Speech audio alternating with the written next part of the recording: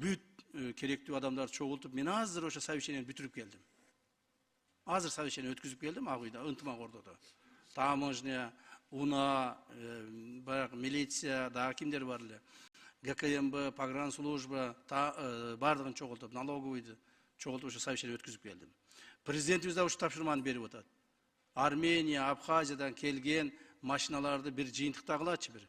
Ушулар боюнча бир чечим кабыл алгылачы депчи. Бирок мен бүгүн совещание өткүзгөндө көп нерседен кабардар болдум да, сизге айтып коеюн ушуну. Ушул трибунадан. 15 миңдей машина экен. Булардын бардыгы мыйзамсыз келген машиналар. Запчас менен алып киришкен.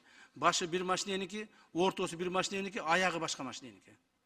Келген машинелердин 90% документи жок. Каяктан алып келди ал машинени? Кимден алып келди? Кимдин машинеси? Такыр эме жок. Легалдаштыруу кылабыз деп биз наоборот криминалдаштыруу кылып алышыбыз мүмкүн. Так. Анан булар алып келип эле өкмөт баары бир бизге легалдаштырып берет деген максатта эле ушундай эме кылып атышат. Мен бүгүн баарына тапшырма бердим. Ички иштер министрлигине, таможняга, ГКМБга бардыгына. Бир дагы ошол мыйзамсыз алып келген машина көчөлөрдө жүрбөш керек.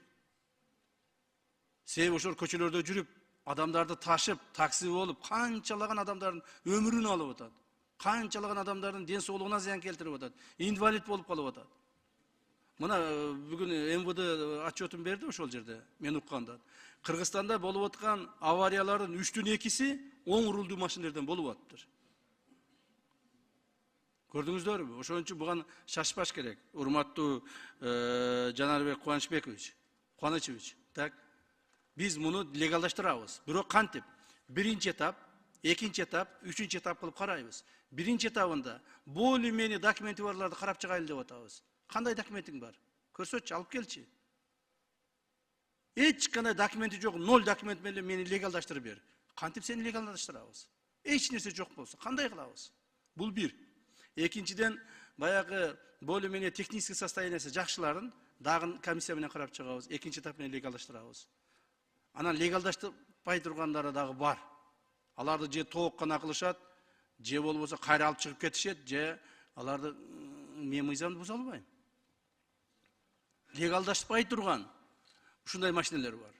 Таможняга айтсак, таможня айтат 5 миңден 12 миң долларга чейин растаможка төлөш керек деп атат. Макул, аны септеп кыскартайлы. Бирок болбой турган машиналарды талкаланган, сынып, эртең ичине адам түшсө, тура барып туруп эртең адамдарды майып кыла турган машиналарды биз легалдаштыра албайбыз. Муну ачык айтып коеюн. Коомчулук дагы уксун ошону. Андан сырткары, ошол 15 миң машинеси бар адамдар ар түрдүү баягы WhatsApp'тардан айтып, бири-бирине айтып, биз укпай калат деп айтып атышат. Ай, чыгайлы, чогулайлы, митинг кыла коелу, тияк була кыла коелу. Давайте давление кылайлы деп. Не думайте даже. Так. Ойлонуп көрбөгүлө дагы, ошо митинг кылабыз, тияк буяк мыйзам бузабыз деп. Өзүңөр биринчиден мыйзамды бузуп, мыйзамсыз машиналарды алып келдиңер. Эми мындан буяка дагы мыйзамды бузуп, мамлекетти мындай давление кылабыз дейсиңер. Бул туура эмес. Урматтуу депутаттар, сиздер да түшүндүрүп койгула ошолорго.